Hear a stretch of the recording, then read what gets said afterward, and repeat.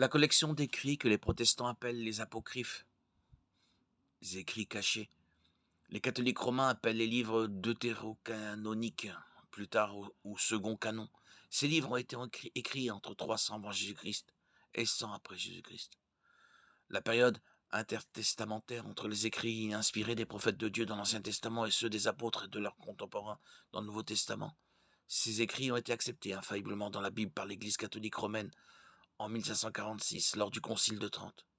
Les apocryphes seraient couverts par les preuves de la Bible si ces écrits étaient réellement inspirés. Mais les preuves semblent indiquer qu'ils ne le sont pas. Dans la Bible, nous trouvons des prophètes de Dieu dont les messages sont ratifiés par des miracles ou des prophéties qui se réalisent et dont le message est immédiatement accepté par le peuple. Deutéronome 31, 26, 1 Samuel 10, 25, Daniel 9, 2, Colossiens 4, 16. Ce que nous trouvons dans les apocryphes est tout le contraire. Aucun livre apocryphe n'a été écrit par un prophète. Aucun de ces livres n'a été inclus dans les écritures hébraïques. Il n'y a aucune ratification des auteurs d'aucun livre apocryphe.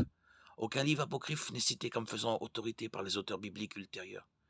Il n'y a aucune prophétie accomplie dans aucun livre apocryphe. Enfin, Jésus, qui a cité chaque section de l'écriture de l'Ancien Testament, n'a jamais cité les apocryphes. Aucun de ses disciples ne l'a fait non plus.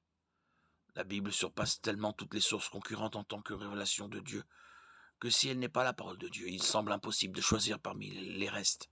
Si la Bible n'est pas la parole de Dieu, alors il ne nous reste aucun critère clair pour savoir ce qui pourrait l'être.